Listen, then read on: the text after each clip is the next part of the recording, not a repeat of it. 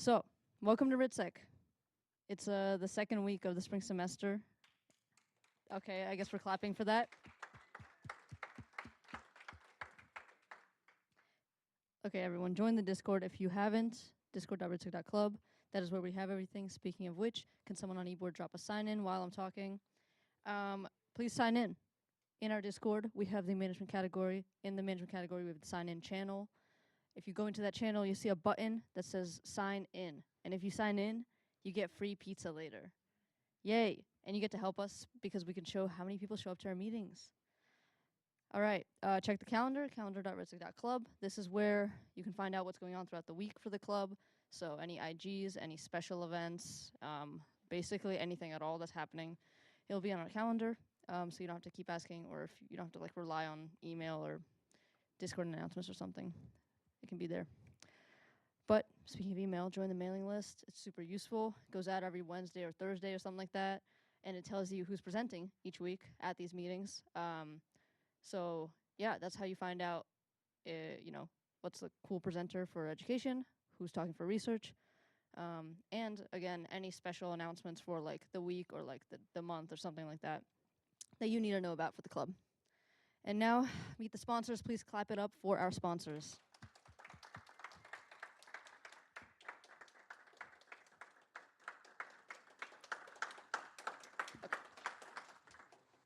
Thank you. There's a lot of sponsors, right, guys?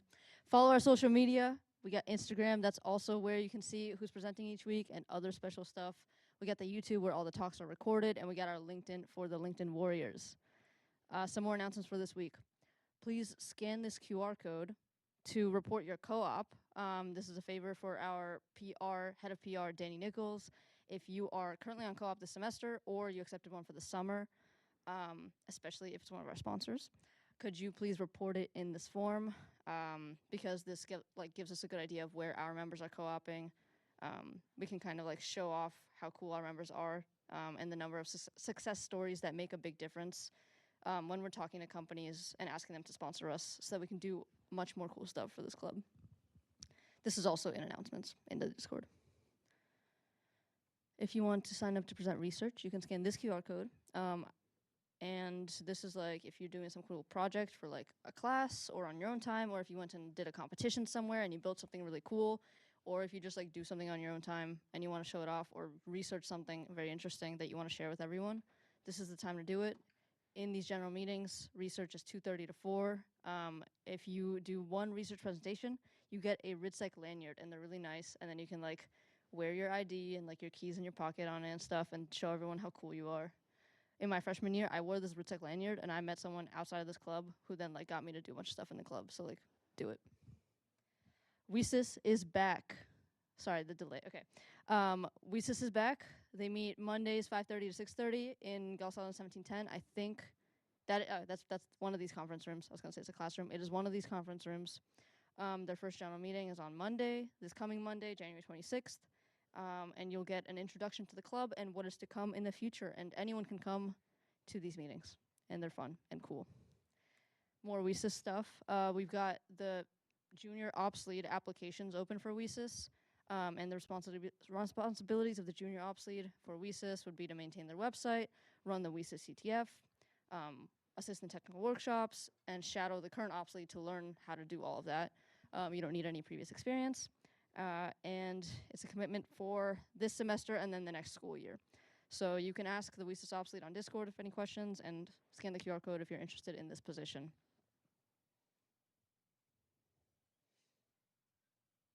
Spring 2026 mentee signups are now open. If you want to be a mentee, you can scan the QR code on the left, and then you can look at the mentorship options on the right. I'm one of the mentors, guys. You can be my mentee, and it's really fun. There's one-on-one and there's group, so I don't remember the options off the top of my head, but mine is called Co-op Bootcamp, and we're gonna make you guys like get a crazy co-op and have a crazy resume. And there's also technical ones too. And you can ask Adam about this. He runs the mentorship program, and the signups close on the 30th in 1 week. Everyone scan it? Okay. And finally, our last announcement, we have Black Team applications for the RITSEC CTF now open. look at that really cool logo for the RITSEC CTF. Don't you want to be a part of setting that up? I sure do. You can write challenges. So if you want to be a challenge author, you can sign up on the left. And then if you want to be on the infrastructure team and maybe challenges, sign up on the right. And you can ask Manav about it because he is our CTFCA. And you can go to the website at ctf.ritsec.club to learn more about this. And same thing here, the sign-ups close in 1 week at 11:59 p.m. Also, there should be an announcement in Discord. Okay, and now introducing our education presenter for this week. It's me. I'm talking about penetration testing. Yeah, okay. I just took off my CCDC hat because we're going red team now. Okay, I'm sorry. I just want to take off my hat. Who am I? There's a really big delay here. There we go. I'm Leah Kvares. I'm in my 3rd-ish year. Those co-ops really mess you up, of cybersecurity. I also minor in MIS and music performance. I am your current ISTS CA. I love ISTS. White team sign-ups dropping next week. Look out for that. I was the head of education last year. I also was, that's like the job I just did, announcing it. I did that. I'm on the CCDC team. I'm the co-captain. I'm on black team. I've done infra since my freshman year. I was the infra lead sometime last year. I've been on the RITSEC red team since my freshman year. That's a nice picture of us on red team with our hoodies. I did win the first ever Slidely Cup. I was really funny, and I made a really funny presentation that was super original. Okay, and I do a lot of performing arts stuff too. You might see me like carrying on my violin. That's me. That's a picture of me and John Hammond. I'm just really proud of that. That's me and like the umbrella from one of our sponsors, Travelers. Yeah. Okay. Oh, no, I forgot. I was going to talk about this. So, also, my personal experience, my credentials to give this talk, I have experience doing like internal or Active Directory pen testing in one of my co-ops. I also kind of got to be on an internal that was basically like an OT pen test. I've done web app pen testing, which is not my favorite, but I've done it. And externals, which is like finding as much as possible given nothing. And I enjoy offensive security. Our agenda for today. We're going to do an overview of pen testing and compare it to some other fields. We're going to talk about some pen testing tools, and then we're going to go through pen testing methodology, and then talk about like resources for learning, and whatever else I put in the end of the presentation. And I do want to put a disclaimer. Thank you to Spencer Roth and Smash, because I used some of their slides from the previous pen testing presentations. What is pen testing? Pen testing is a subset of offensive security, aka ethical hacking, though I don't really hear that term being used much, like a lot. I don't know why. Per NIST, penetration testing is a technique where testers target individual binary components or the application as a whole to determine whether intra or inter-component vulnerabilities can be exploited to compromise the application, its data, or its environment resources, which is like a fancy way of saying try to like hack something and then talk about what you found. So that's really what I wrote. I'm sorry for like the word block on the first slide, but it'll get better, I promise.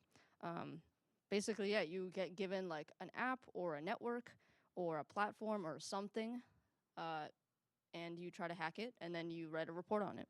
That's really all it is. And the whole point of this, and a really good way to explain it to non-technical people, is you find weaknesses before the bad guys do. So you are doing the same stuff they would be doing, ideally, but you're doing it before them so the company can fix it once you tell them about it.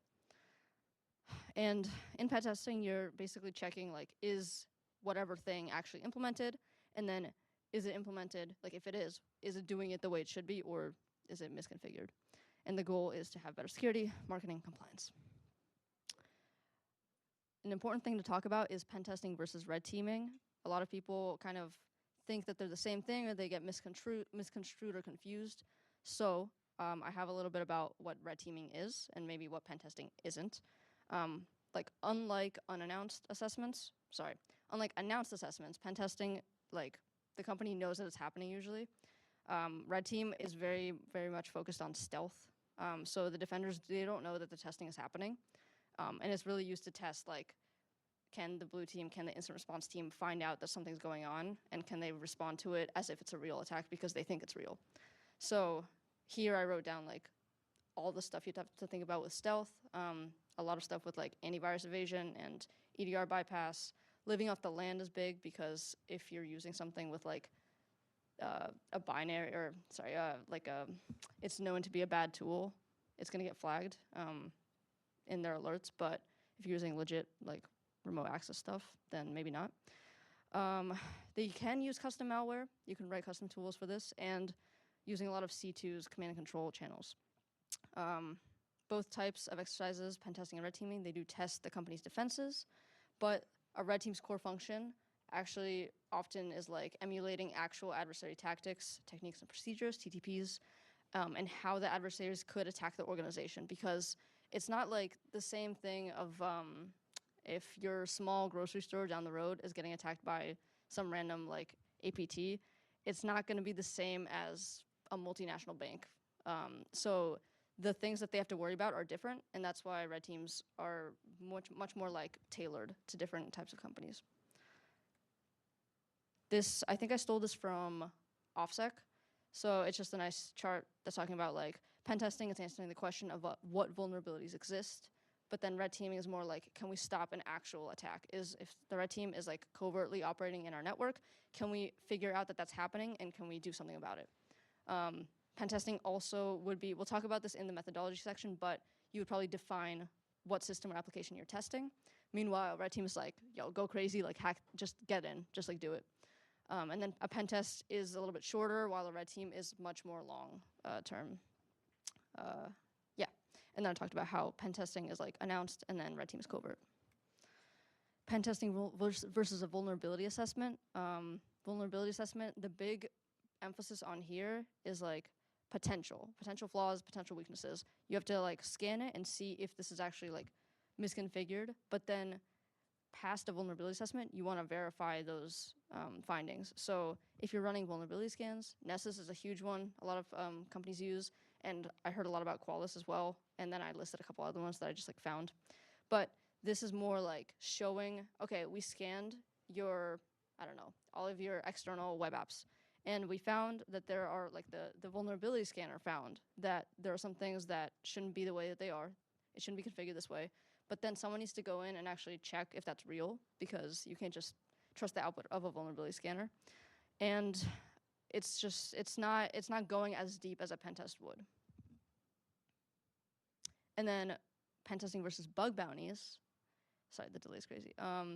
Bug bounty is more about like gamifying and providing incentives for like the higher the critical of the higher the strength of vulnerability, the higher the reward is. So it's a lot about like impact and outcome versus of a pen test. You're paying for the pen test anyway, so they might not find anything, which is unusual. But if you're paying for a pen test and then the report says like you're good, there's nothing that we found, you're still paying for that. Bug bounty, if you don't find anything, you don't get paid. And the thing with bug bounties is that they're always ongoing. It's not like you're hiring an actual team or like some company to go do a pen test for you. It's companies posting stuff and saying, okay, you're allowed to test this specific web app, and anyone could go in and find it and find something in it. And I listed that HackerOne and BugCrowd are good ones for bug bounties, but that is the difference from pen testing. And I stole this graph from BugCrowd, I think. And here it talks about, again, like the approach, freestyle with bug bounties versus the methodology in pen testing. Bug bounty is ongoing, and then pen testing is like, okay, we're going to check for this stuff. This is a little bit biased because it's coming from a bug bounty company, so they're going to kind of like sell you bug bounties more, but the differences still remain. And then to actually cover all of the different types of assessments other than the ones I just compared it to, just so we get a good understanding of what pen testing is. Here at the bottom, it comes from low complexity and low interaction to the highest complexity and highest interaction. So again, like I was talking about vulnerability analysis, anyone can just set up Nessus and Security Center and then just go scan some things. Like you could do this in your own home lab, and it's a really good experience. You should probably try it out. But it's like super low complexity because it's just plug and play kind of, and you just get to see an output of results. Then internal, external pen testing is the next step up. And then I'll just kind of lump it in with like assumed compromise testing. Usually when you're on an internal, the company will give you like one user and one account on one computer on their network. And then you go from there and see what you can find. So this tests more of like how much you can move laterally throughout the network, how much you can escalate your privileges from a regular user. And then just like, again, you're using all the stuff from before. You can use a vulnerability scanner, but it's just the first step to see what you can do with it after that. And then what I talked about with red teaming, it's a step above that, where it's very, very like you're about emulating the threats. It's about targeted attacks for a specific company. What would an APT do to your company, not just any company, and big on being covert and evading detection. And then finally, purple teams out at the top. This is kind of interesting, but purple teams might, like the definition might vary between different companies, but it's usually blue plus red equals purple. So it's a collaboration between red and blue, where red will like actively do stuff, and then immediately they'll check in with the SOC or the blue team and see if it worked. So this is kind of like more to tune alerts and see if like the controls are being validated at the time that the attack is happening. So if it doesn't work, they can immediately fix it and rerun it and just keep testing until the alert fires properly, or like if it's not firing at all, see why not and see what you need to change so that you next time, like if that actually happens, the alert goes off. Yeah. And then I've got another thing here to list out. It's the same exact thing. It's just showing how many different types of actual like security assessments there are and how pen testing fits into like just one of them. But most companies, they want to get like a wide berth to see exactly what they're exposed to. So pen testing is just like one of many things that a company can offer or can like do for themselves to see how their security posture looks. Now we're going to talk about a bunch of pen testing tools that I just decided to list out. Who knows Nmap? Raise your hand. Great, right? If you don't, Nmap is a network scanner, and it's used to discover hosts, open ports, and then the services on those ports, and then sometimes vulnerabilities with the Nmap scripting engine. It's literally just like you can Google Nmap, play around with it. Don't Nmap random things, Nmap your own VMs. But it uses, it's like the tool for reconnaissance and scanning a network because it tells you what ports are open. If we've taken CSEC 140 maybe, or the networking classes, we know that ports show what services are open. So like port 80 means there's HTTP running on the machine. And then from there, a pen tester would kind of start exploring more. There's a lot of checklists about like, what do I check if port 80 is open? What do I check if port 443 is open, etc. And then the methodology kind of continues from there. I'm trying not to get ahead of myself. Auto Recon, I like this tool. It's kind of like something I usually use in combination with Nmap. It gives you, it kind of gives you results faster than Nmap does. It's also an automated reconnaissance framework, and it just runs multiple enumeration tools like in parallel to quickly profile a target. So it uses Nmap, but it also uses other things to find you stuff quicker. So I use it like while I'm waiting for Nmap to finish its scans. SMB client, SMB map, they're tools for enumerating SMB shares to identify like files, permissions, misconfigurations. These are a lot about like not just knowing the tool, but knowing what service to look out for and then how to continue looking at it using what tool. So you can be actually very limited if you don't have a good tool set because you might not know that some tool could just like go do something for you. But you also, it's really good to like learn how to do it manually first. So just like search up SMB, search up how to actually just use SMB. Then go and use those automated tools to test it. LDAP search, again, it's just for querying LDAP because if you've ever written an LDAP query, it's like really long and difficult and annoying, and it's really easy to mess up. But LDAP search will enumerate the users, groups, directory structure for you. And then enum for Linux is also really, really awesome. It gets you like user information, groups, shares. I think policy is also from a Windows system through SMB. But you run it on your Linux machine because you're usually testing from like Kali Linux. And then on the right, I've got some Windows AD stuff, really, really, really good tools. Rubius is used for abusing Kerberos, so like ticket extraction, forging, delegation abuse, authentication attacks in Active Directory. AD pen testing is huge because a lot of big companies, they have an Active Directory network and they use Active Directory to manage all their Windows machines because that's what everyone's familiar with in a company. You don't really see people like pulling up to work and running Linux. So Windows tools are really, really robust and useful. Mimikatz is also a big one. I think maybe you learned about it in like 201. It's a post-exploitation tool, and it dumps credentials, it dumps hashes, Kerberos tickets from Windows memory. So you would use this if you have enough permissions on a Windows machine already. And then PowerView and PowerSploit, they're really useful. They're PowerShell frameworks for Active Directory enumeration. And they help you kind of like gather information about the system and run cool PowerShell commands for like post exploitation and awareness of what you have on the machine. Some more tools. We have to talk about web. Not my favorite, but Burp Suite. It's like the tool for web app pen testing. It's just like a web app testing platform, and you can intercept and analyze and manipulate traffic. That's the big one. So you set up a proxy with your browser, and then you can kind of like intercept stuff, and then you can change the requests and test out what happens if you send different requests or maybe like unexpected requests to a website. GoBuster, previously Dirbuster, GoBuster is the better one. It directory and brute force like files, file paths in hidden web content. So that's really useful for finding out like what files or what directories are on a website. Feroxbuster is one that I use also as a replacement or like in combination with GoBuster. It's also a recursive web content directory discovery tool, but it's written in Rust and it supports a lot of like more modern web features. So it's fast, it's good. They're very, very similar. And then WP Scan is for WordPress. So a lot of sites are WordPress, especially in like practice, like hack the box machines and stuff like that. WordPress has a lot of like misconfigurations or plugins that are misconfigured. So it's a WordPress specific scanner for like identifying those vulnerable plugins or themes or users or configurations. Metasploit is also huge, definitely something that more people have heard of. It's an exploitation framework for developing, testing, and executing exploits and payloads, but all of them are written in Ruby, so you can't really alter them. It's just fine, it's fine.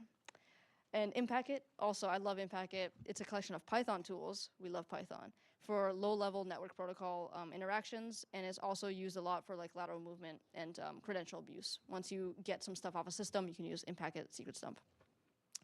And some more tools. Guys, I promise I'm not just listing out tools for the whole presentation.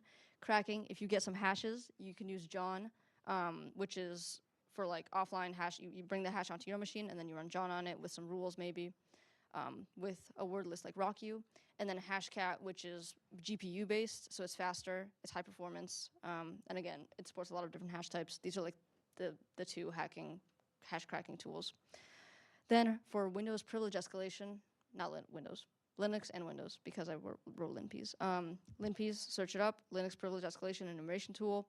It basically just lists out a giant thing of all the misconfigurations and possible exploits that you could find on a system. But again, you have to kind of check, and you have to go in and actually validate the stuff that it suggests. So it's just finding like a foothold for you to start with. It's not doing any of the work for you.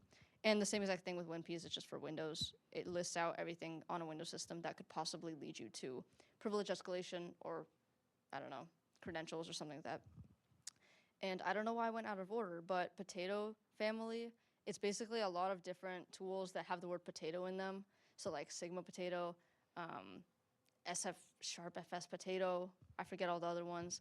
They're very slight variations of Windows privilege escalation exploits that abuse service misconfigurations or token impersonation stuff. And then my personal favorites that I haven't mentioned yet, Bloodhound. This one is huge. If you go and you get onto like a Windows system, an Active Directory network, you have to go and run a Bloodhound collector, like SharpHound. They have precompiled, they have EXEs, they have a PowerShell file, and they also have a Python collector. And basically, Bloodhound is very, very powerful. It uses graph theory to reveal hidden and often unintended relationships within Active Directory and also Entra ID. And then attackers can use it for a deeper understanding of what is going on in the AD environment. And this will basically like lead you to your PrivEsc path like every time. It's really good. CrackMapExec is the outdated name of the tool. NetExec is the new one. It supports a lot of different protocols like SMB, SSH, WinRM, LDAP, MS SQL, and it's a very easy to use tool. They have really, really good docs, and it also integrates with Bloodhound, which I found out is really cool. You can mark your users as owned. Basically, like NetExec is used for maybe spraying users on a system that you found, or like finding a lot of, like basically interacting with all the protocols, but from your Linux system. It's very, very, very good. And then Impacket, I think I talked about it in a couple of last slides, but again, it's a collection of Python classes for working with networking protocols, and then some of the stuff in there is really, really useful, like get user SPNs, get MP users for crew roasting, as rep roasting. PSExec through Impacket is really good, so is WMIexec. And then Impacket SMB server is awesome for transferring files off of a system. And then they've got NTLM RelayX and MS SQL Client. These are all basically things that help you out.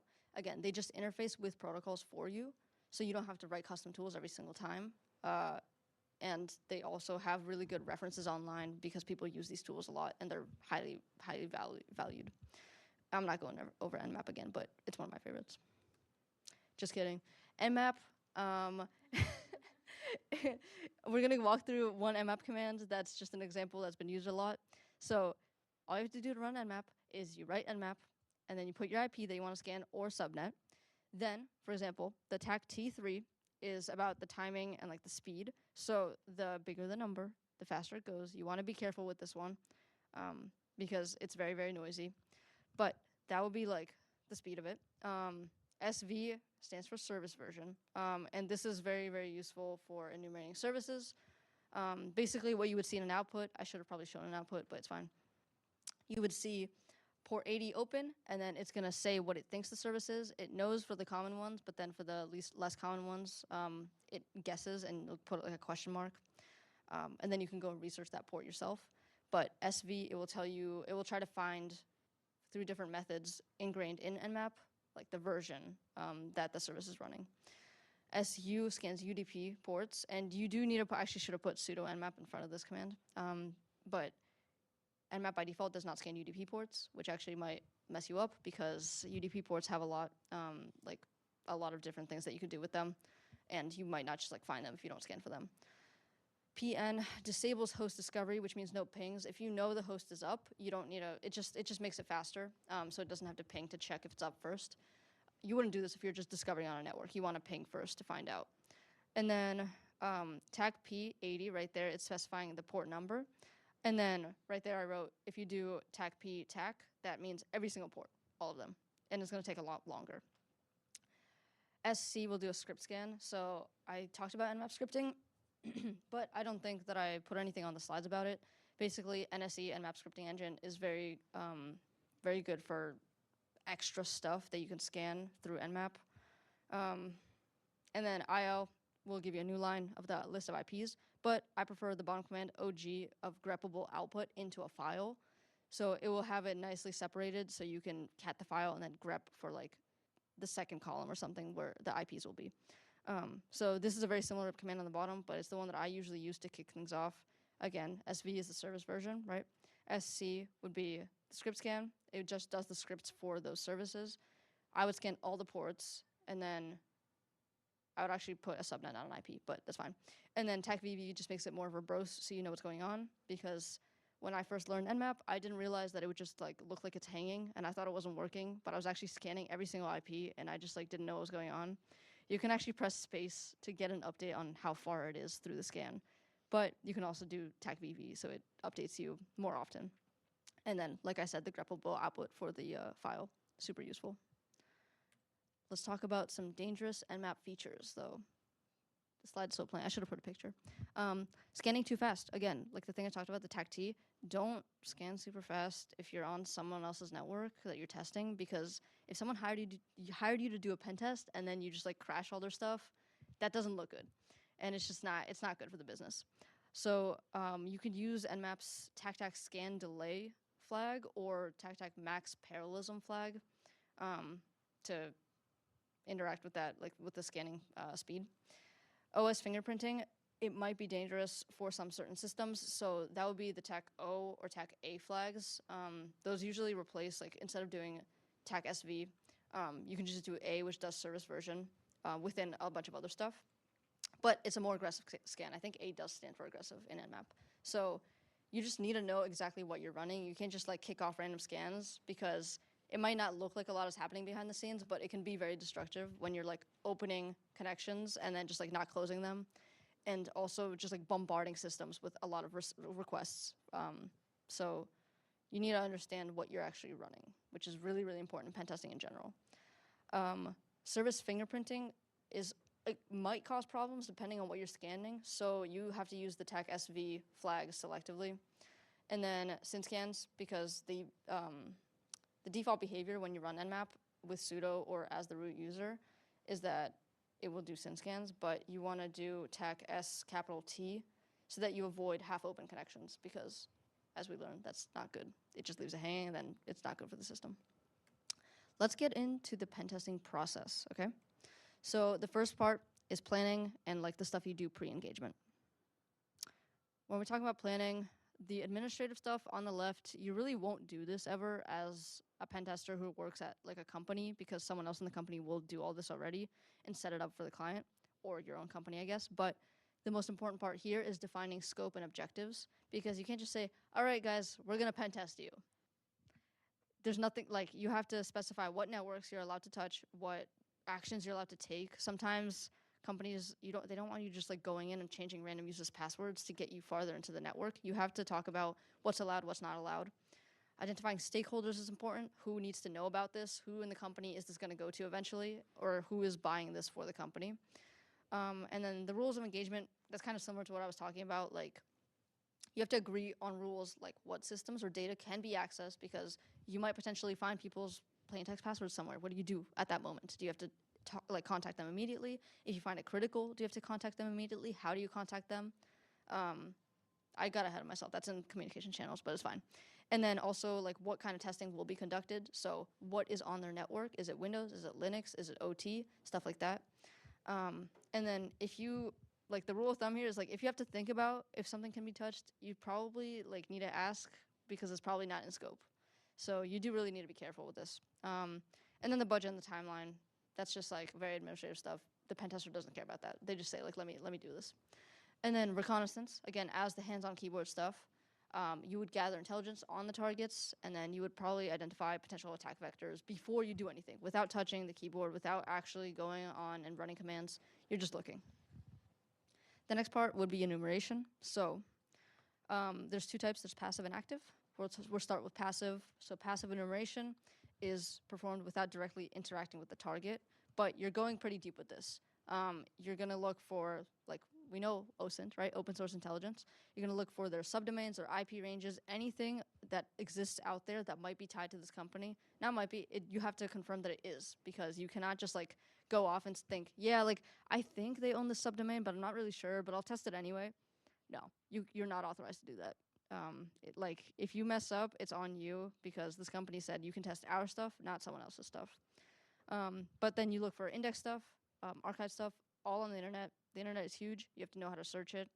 On the next slide, I'll talk about Google dorking, but that's that. And then interaction here, again, interaction without directly interacting with the target means you're not touching their network. You're not going to be scanning them yet. You're just looking stuff up about them, and you're creating a footprint to say, okay, this is the stuff that we confirmed, and this is what we're going to be scanning. And, like, honestly, sometimes if you just find their GitHub and then you search their repos with some tools, again, not manually, there's tools out there for that, you could just find, like, tokens that they accidentally committed to GitHub, or, like, credentials and stuff like that. So you never know what you can find out there. You have to set up a good footprint first. And also, I'm going to say this carefully, everything is in scope here, meaning within reason. Again, not on the keyboard, not hacking. You can look at anything on the internet that's tied to them. Like, LinkedIn is really useful. I said GitHub already. If they even have, like, YouTube, honestly. Like, literally anything they have on the internet, their own website, is going to be useful here. And then some tools that we'd use for passive enumeration. For example, osintframework.com. I think it's pretty old, but it's good. Maltigo is also good. And these provide the big picture, but they're not necessarily super accurate. You have to be able to, like, combine your sources of information to see what's real and what's just, like, some fake information that a website scraped incorrectly. Search engines, again, Google dorking. That link, I think, leads you to, like, some useful Google dorking commands from ExploitDB. I use that a lot, and it's really useful. It's just basically going on Google, specifying, like, their domain, and then looking for maybe file type or something that's in the header. It's really, really good. That link there has a lot of useful commands. And then you can use different search engines depending on your target. Like, stuff might not be on Google if you're targeting a company that's based in China. So you have to try different search engines. And then people love Shodan. Shodan is pretty good. It scans the internet for devices and services, and then it combines all that for you, and you can search through Shodan specifically.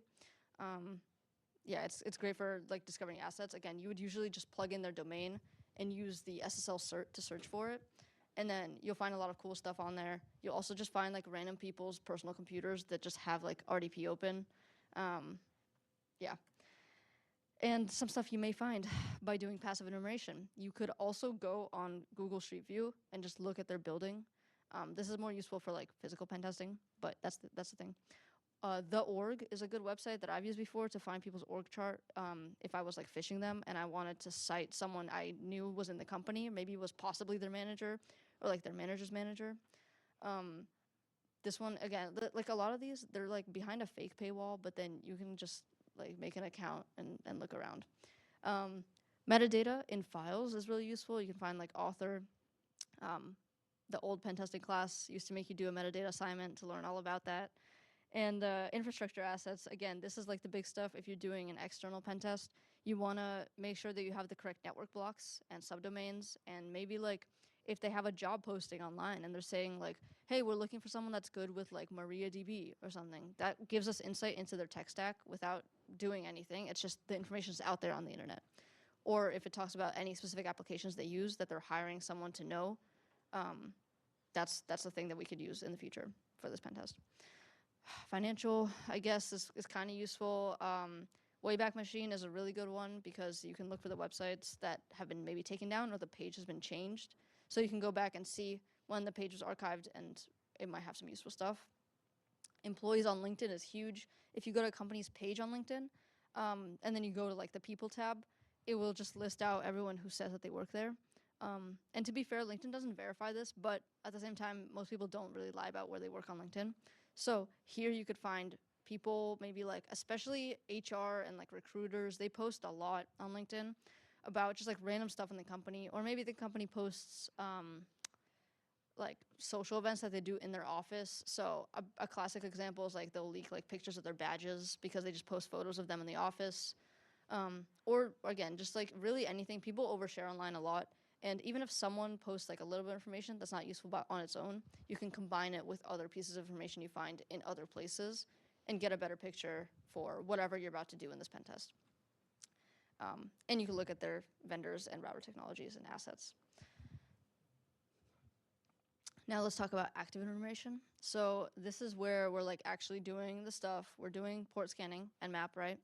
And host enumeration. So if we are given a computer on their network, that would be like using seatbelt. It's really good. 1Ps again, really good, really good. Identifies all the stuff that's going on that could be a potential attack vector on the system. And then all the stuff that I already listed, Bloodhound, Power, Rubius, these are like the tools for AD enumeration. And this is just like done interacting directly with the target. So I'm using a lot of like examples from internal and AD stuff, but again, also if you're testing web apps, you're just like sending different requests, you're testing out what it, like how it reacts, what it does. And that's the thing about like the valid and malformed requests. You would do password sprays. A lot of the times you'd be surprised how many companies just have like company name, summer, 123 bang as their password. Or like, I don't know, company name 2025, company name 2026.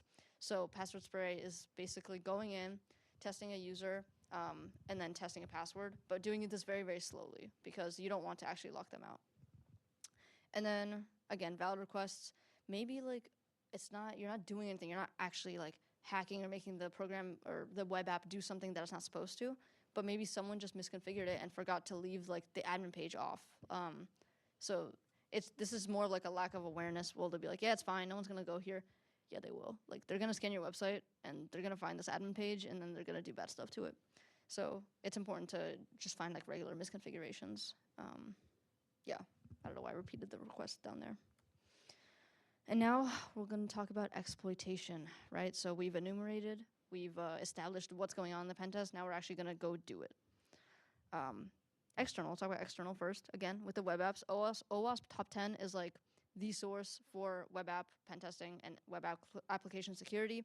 It lists out the common attack vectors, misconfigurations, stuff like that, things that you would look for in a web app. And it's a really, really, really good source. So phishing, here we're talking about credential harvesting and man-in-the-middle. So for example, with like voice phishing, if I call up your company and I'm like, hey, I'm IT, we got to reset your password or something. You just got a code. We just sent you a code. Can you read us back the code? That's not actually verification. That's me trying to log in as them, and I just need their MFA also. So this is more like credential harvest. I don't think people would share their password anymore on the phone. But for example, if you set up a fake web page that looks like your company's login page, but it actually intercepts everything that they put into it and then redirects them to the login, that means that you just got their credentials. So that's more like red teaming a little bit, but you can do it in pen test too, depending on if it's like a social engineering pen test. I guess I'll explain this picture. It's a sideways graph because it's really big and it wouldn't fit. This is the AD mind map. It's actually pretty useful. I also learned about this in the pen testing class, and I've kind of used it just like as a reference. It starts with like, oh, you don't have any users or credentials. What do you do? And it has all of these commands and like further explanations of what you should do there. Then it's like, oh, did you find a user, like a valid user? Here's what you do with that. Did you find a password in a user? Okay, let's like really get into this. Here's the commands we're gonna run here. So this one, there's a lot of different checklists or mind maps out there about doing like the methodology for an internal pen test. But AD mind map is a good example. I have a link at the end of the presentation for it. And yeah, in internals, there's a lot of ways to go. First of all, there's weak credentials. You can just spray passwords, and like sometimes you just find an admin, and it works. That's worked for me before, and it's surprising, but it's there. Yeah, people don't change their default creds for applications. Then you can crack hashes, right? So curb roasting, ASREP roasting. I recommend that you learn Kerberos because it's very interesting. It's also very complicated, but it's a big part of Windows and AD, and a lot of the stuff that has to do with like Windows privilege escalation and Windows exploitation has to do with Kerberos. And then passing the hash, again, Kerberos is here, SMB, WMI.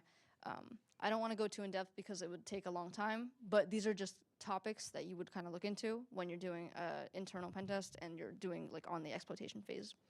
Man in the middle, this is an interesting one because I've never seen this live, but Responder is a really good tool for NBTNS and LLMNR spoofing.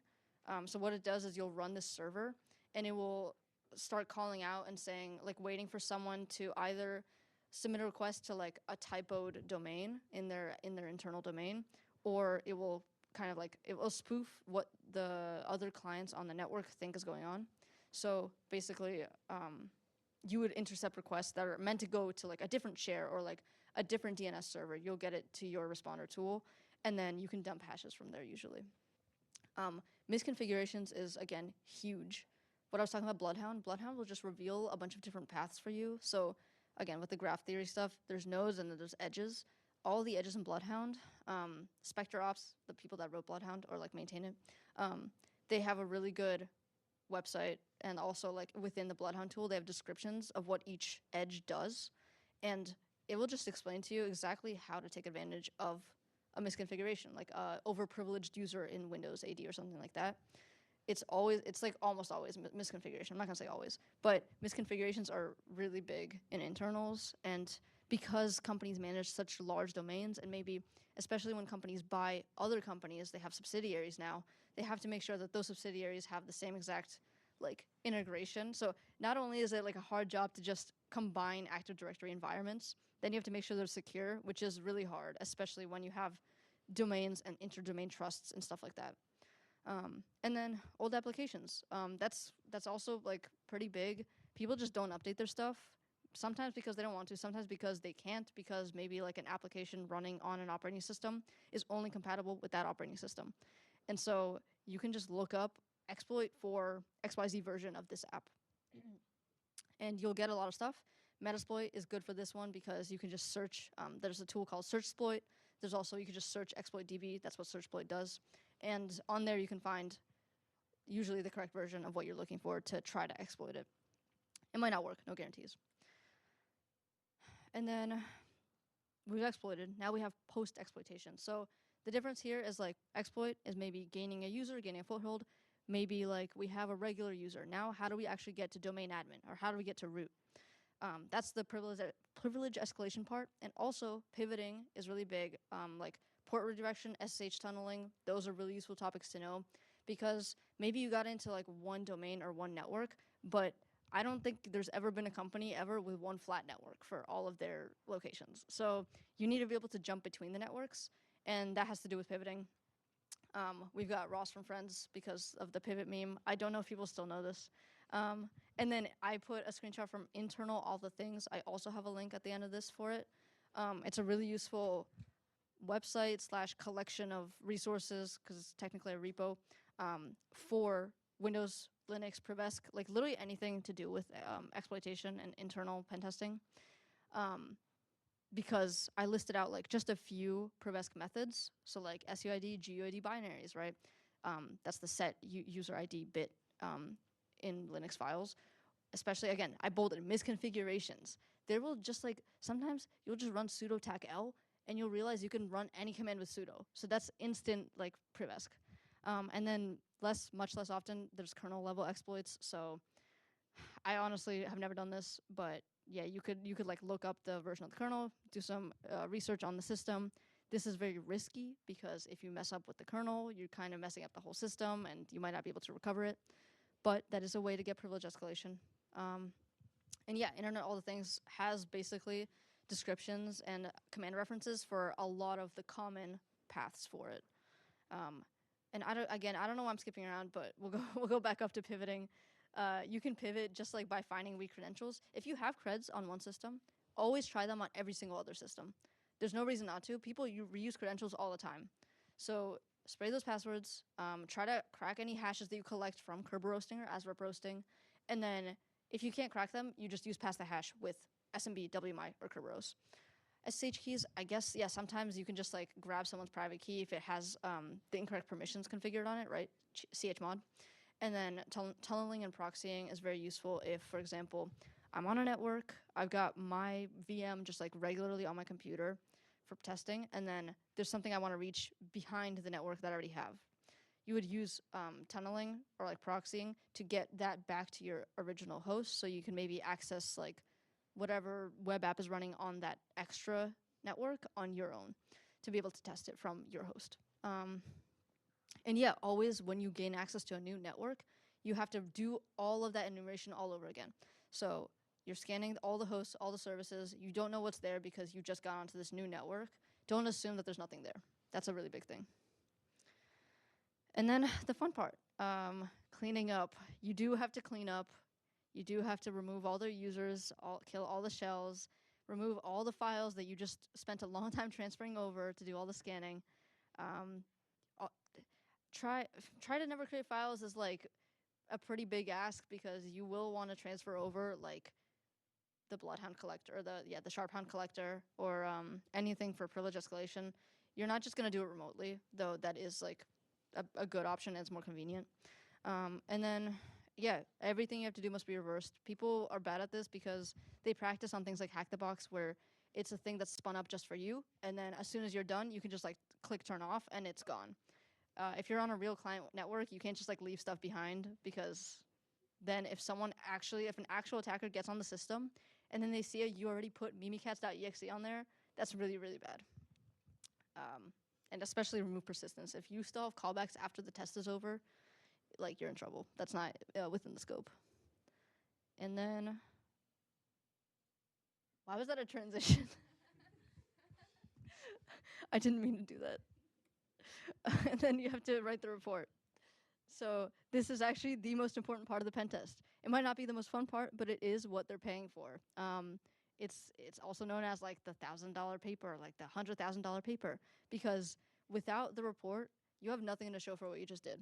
You can have like your notes, and also I didn't mention this at all, but you have to take very thorough notes throughout the pen test, because then when it comes time to explain it all, you want to have all the correct evidence. You want to be able to tell them exactly what commands you ran so that they can kind of verify that on their end if they want to.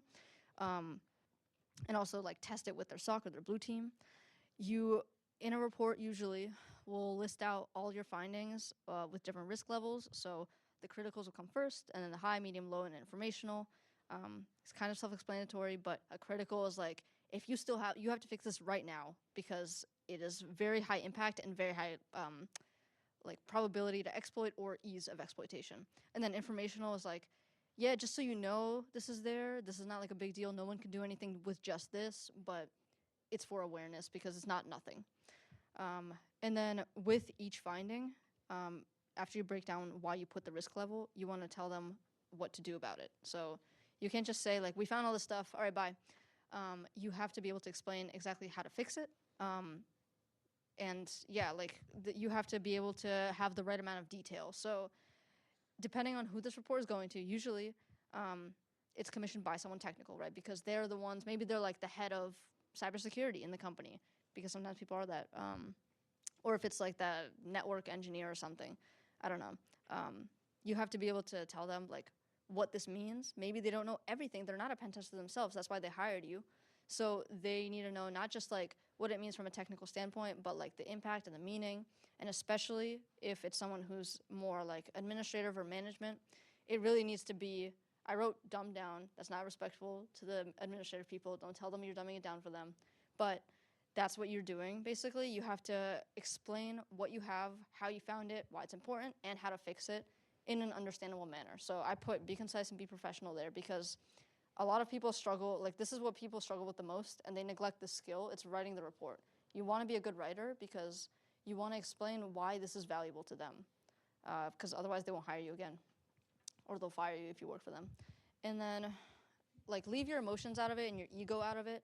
If you found a lot of stuff, don't dunk on them. Don't be like, oh my God, we owned you in 1 hour. Don't say that. You have to understand that for them, this is like their responsibility. This might be their job on the line if they don't fix it. So the client will remember how you make them feel.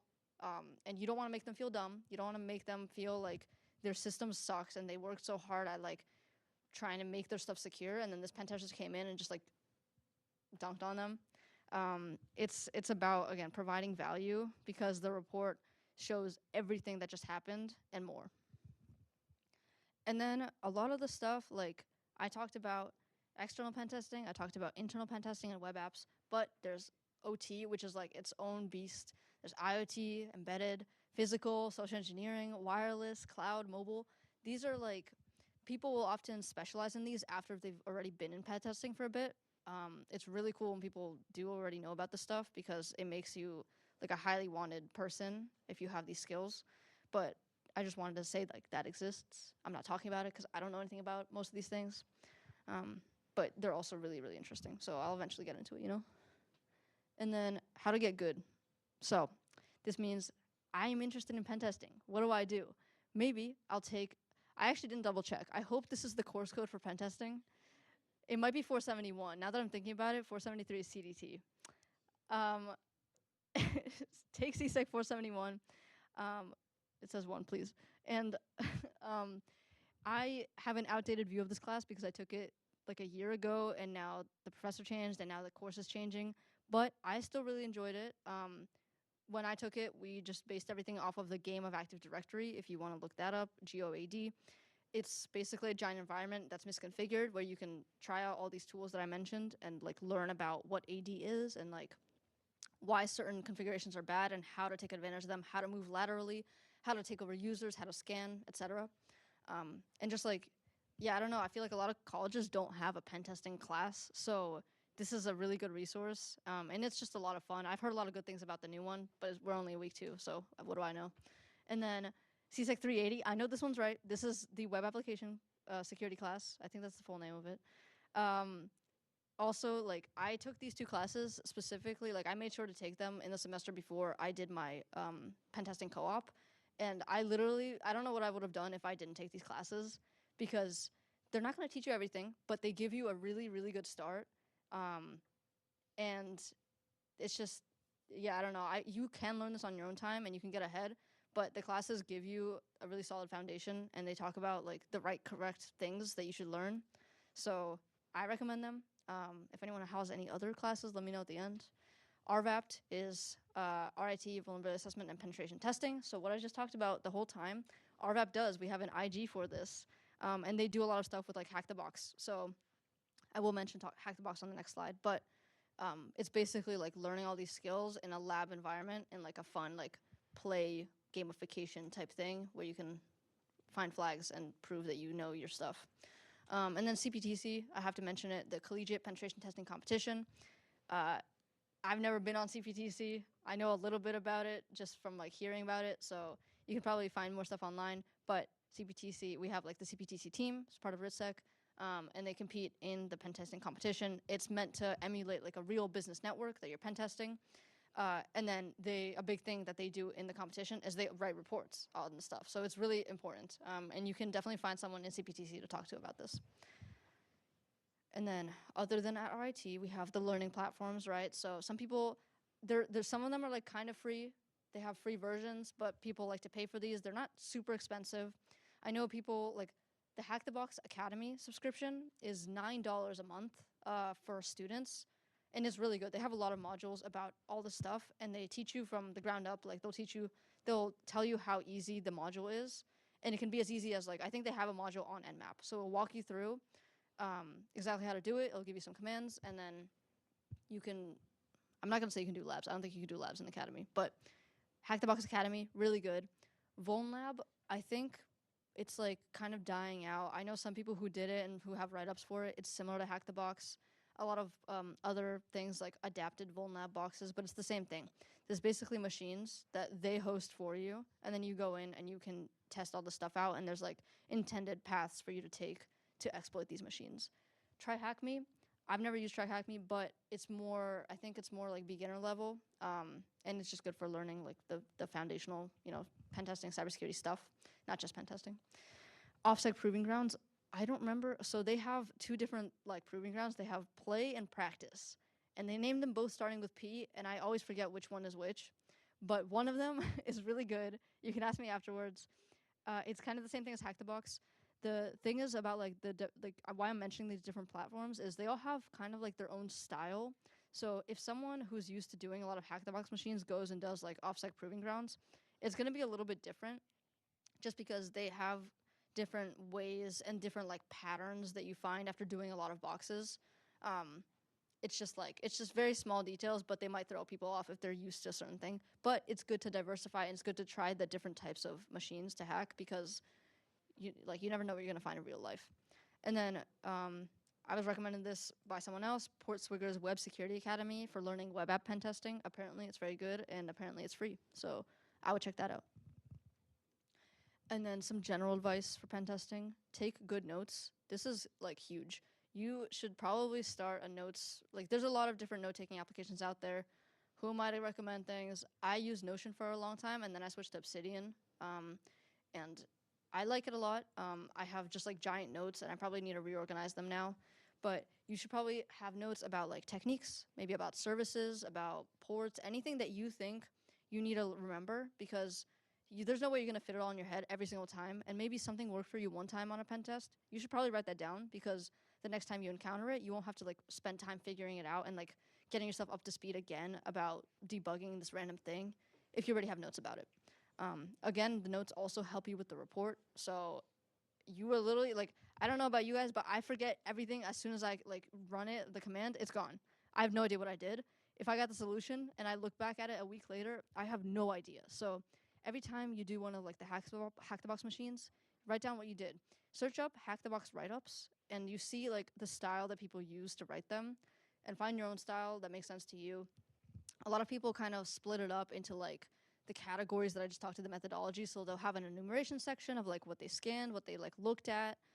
Write down stuff that didn't work also, just so you know the stuff that you usually end up trying, and what you like, maybe like once you look back at it, you can see where you usually get stuck and what you can do to fix that. I forgot where I was going. Yeah, look at write-ups. Learn your operating systems. If you don't even know how to like I was really bad with the Windows command line, and I didn't like, if you don't know dir versus cd, learn how to navigate the different operating systems, and then also just like learn the specific things within like different versions of Windows or different distros of Linux, because that's gonna help you like endlessly, because you'll be more comfortable navigating within any kind of network. And that kind of goes along with being solid in your fundamentals. So like learn networking, learn the command line stuff, learn your ports and services. You, at this point, like eventually you should probably have a bunch of different ports memorized, just because it makes your life easier, so you don't have to search it up every time. It's just repetition. You just remember eventually. And be careful. If you, like I was mentioning in the beginning, pen testing, you really need to be aware of the scope and what you're allowed to do. Even if you're on the correct network, you might not be able to do something, and you need to know that. So because you are personally liable for it, and it's just like very important. Also, don't go pen testing random things. Don't go nmapping random things, please. You have to be authorized. You have to do it on a lab environment like Hack the Box or your own VMs or your own home lab, or you have to be working at a company that has told you to do this for your co-op or your full-time job. And that's kind of all I have for the general advice. Are there any questions? Okay, and then I've got this. We'll share the slides out. These are like some of the things I found. Is there a question? What is this? Oh, okay. I'm sorry. Well, these are some really good links. You should go check them out once the slides are posted. Thank you, guys.